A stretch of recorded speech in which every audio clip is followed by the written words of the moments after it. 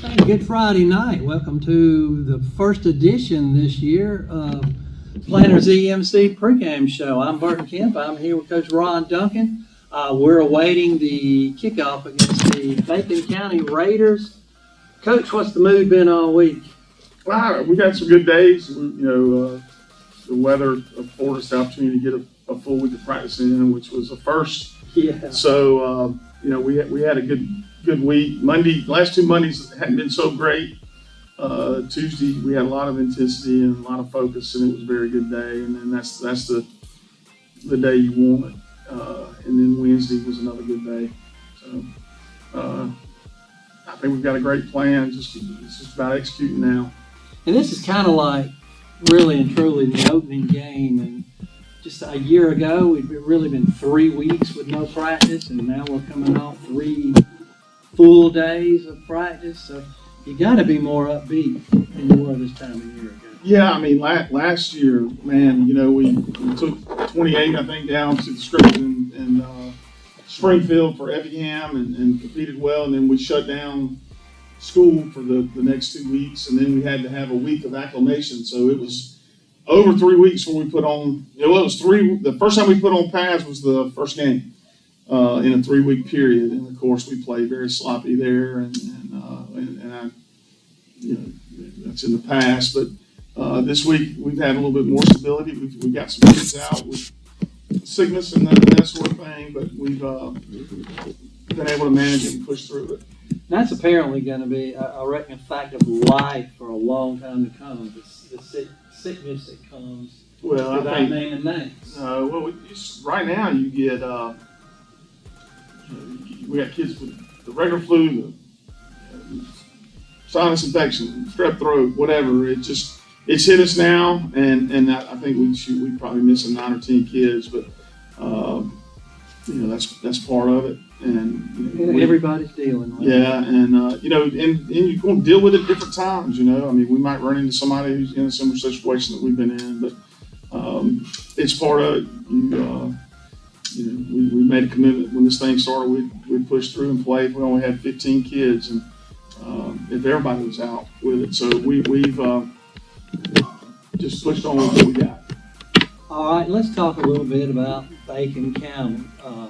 They got a new coach who is a veteran coach, right? 31 years experience. They're coming off a bad season, and seemingly from what we heard on their broadcast and looking at the stands, people they had in Lakeland last Friday, he's got got folks fired up down there. Yeah, we played Bacon in 2012.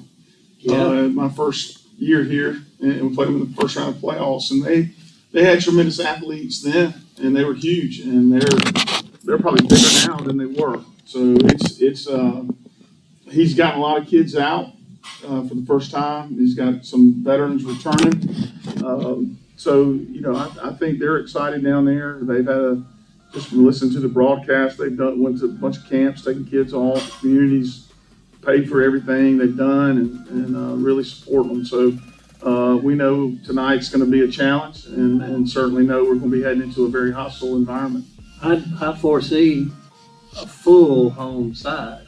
Tonight. Yeah, absolutely. And they had a good showing last week. They came up a little short, but I think everybody could see they were very much improved over where they've been. And just all the bodies that were on the sideline, because I know at the end of last year they didn't have a whole lot of kids. New staff goes in, gets some excitement built. Got some, there's a lot of athletes walking around down there, and getting them out on the field has been key for them. And, you can tell they've been coached up. They'll hit you, and so we certainly, going into a fire this week that we haven't necessarily been prepared for this year. And that's not uncommon. There's a lot of people that had bye weeks last week that were playing their first games.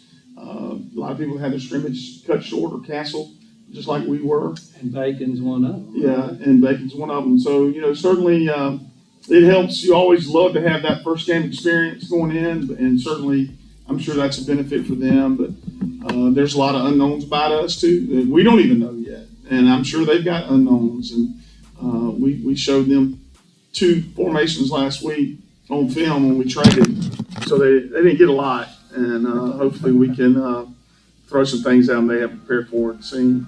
Let's break it down a little bit offensively, and they're young on both sides of the ball. But what can we look for tonight from Bacon on their offensive side? Well, they like to run the football, and it's kind of a wishbone out of the shotgun deal, and they will spread it out and throw the ball. The quarterback's got a very good arm. He's a sophomore. Their returning quarterback is playing receiver in other positions, and he comes in and plays as a quarterback for them. But he's more of a dual threat running guy.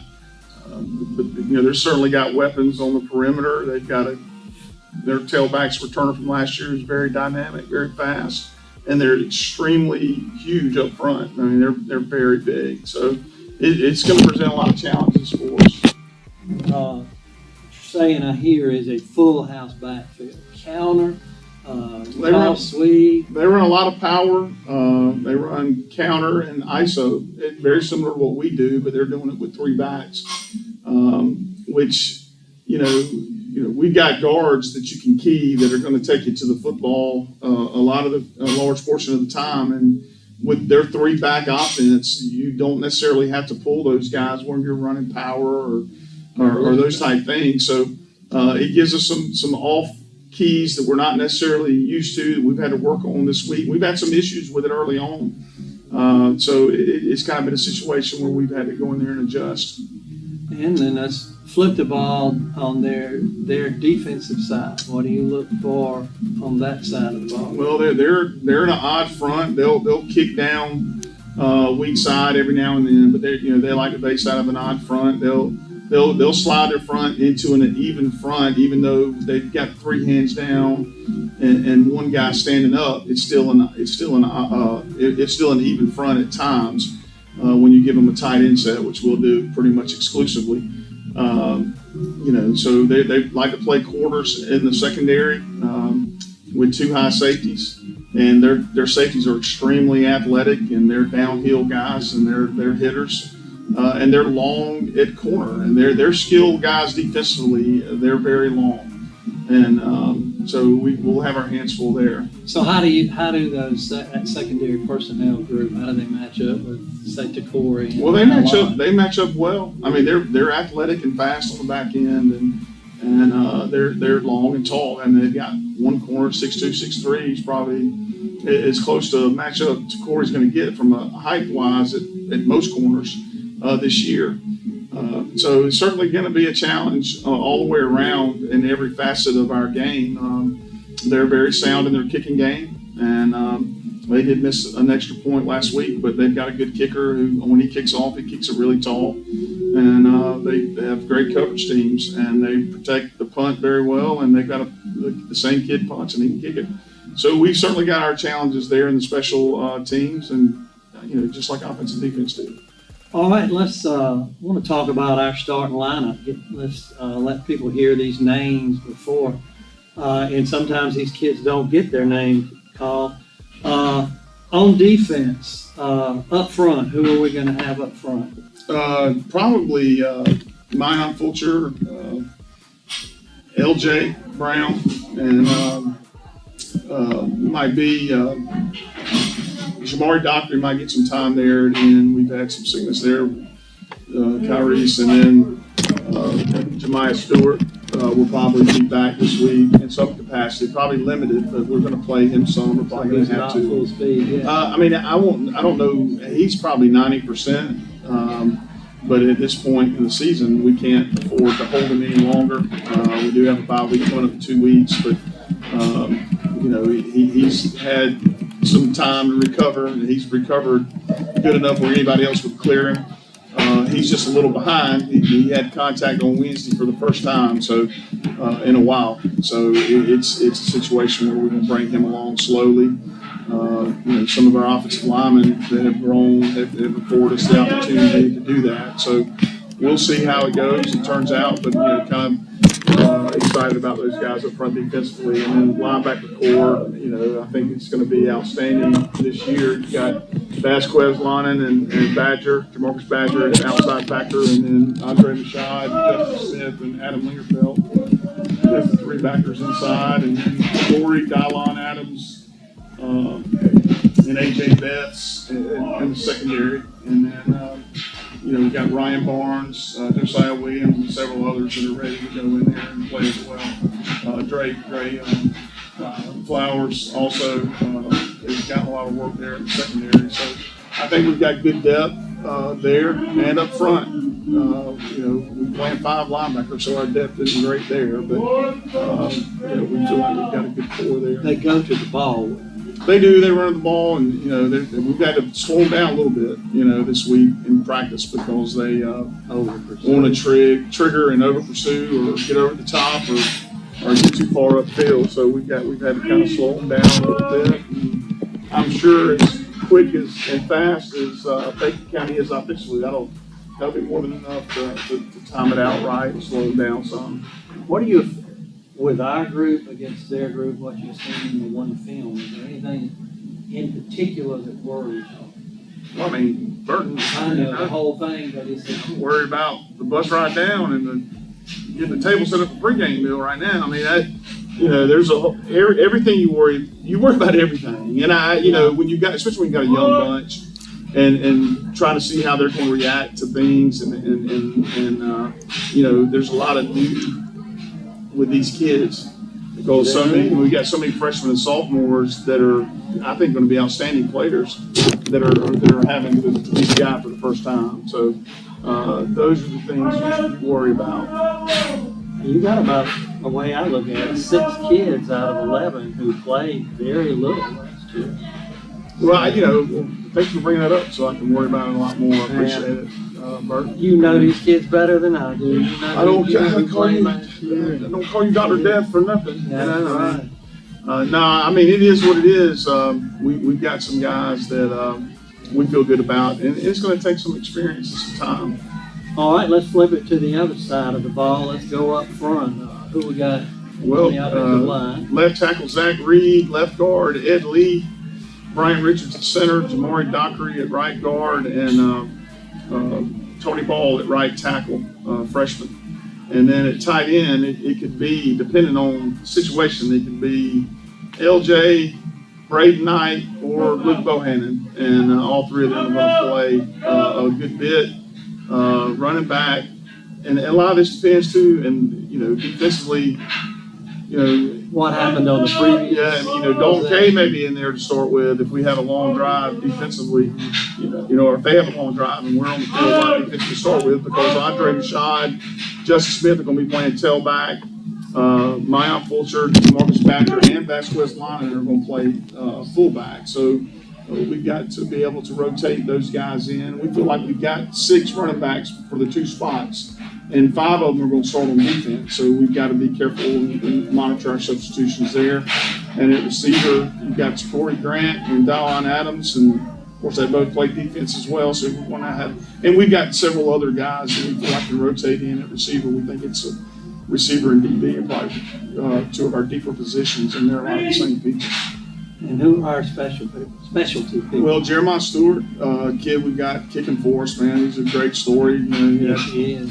Situation with his brain and his head, and took some begging and pleading, but he got his mama let him play, and he's gotten progressively better every day. I think he was 43 out of 48 Tuesday in practice on when Jay Aiken was down there working with him and charting his kicks, and he's hit them a lot higher and getting a lot more on it. I think he's going to get a lot better as the year goes on. And I kind of felt like watching him play tennis last year and seeing him hit a golf ball, kind of felt like this is something he could do and contribute and help us. And he's been a big plus. And then Jake's really punted the ball very well in practice. We haven't done it in a game yet with him. And to Corey, handling the kickoffs right now, and we've got about 3 or 4 other ones that we're working there. We looking for somebody to kick off. I mean, it was like we had open tryouts, and we had like 30 kids on the team also they could kick off, of course, and then we narrowed it down to about 5, and we worked those pretty exclusively before practice. And I think there's a lot of them that bring different things to the table. But Corey right now has been the most consistent. And he runs down there and wants to make the tackle too. And you don't see many kickers Like do that. that. So,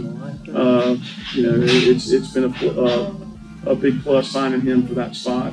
To throw in another thing about Stewart, this is new to him, isn't it? I mean, was he a kicker when he was No, he's football? never kicked. A few years ago we had Tyler Owens who came out his senior year, and he came out that spring prior and literally could not kick it over the offensive line. And when we got in the season, he's probably one of our most consistent best kickers we've had since we've been here. And similar type athlete, Jeremiah Stewart, and a kid that's an athlete, plays baseball.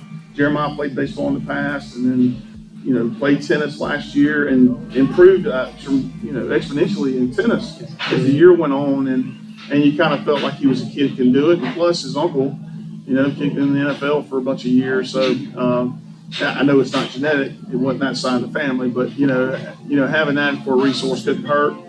And it's been a big bonus for us having him. Intangibles, I always ask you your pick to click for tonight. Well, it's like every week, we want to go out there and compete and play well. I will say this, watching their film, they're going to compete 48 minutes. And, we've got to match that intensity. And sometimes the first one to flinch is the one that gets beat. And, we haven't been tested yet, and it hasn't been difficult yet. Even our preseason was cut short because of weather event. So this is going to be a big opportunity for us to learn about ourselves and then come back and make improvements from it, win or lose, and then go on to the next one. This doesn't define us or our season unless we let it. So we've got to continue to build and work. So we're certainly going down there trying to win a football game. We know it's going to be tough, but certainly just excited about getting on the field, and knowing we've got a quality opponent to a 48-minute game, and we've got to push ourselves through it. We'll learn a lot tonight. Oh yeah, we'll learn. This will be a good film to learn from and come back and study and make improvements on, and like I said, win or lose. You're going to be able to do that, and we certainly want to win. We need to win. With our psyche the way it is, and with our schedule coming up, it's tough, and this is going to be the first one of many tough ones, and we've got to really prepare and work hard and go down there focused and from everything. You can tell how focused you are by how many knee pads you left behind, and certainly hope we don't get down there and I got to pull the rest of my hair out because somebody left their cleats or knee pads or whatever. So hopefully we're beyond that. Yeah, hopefully so.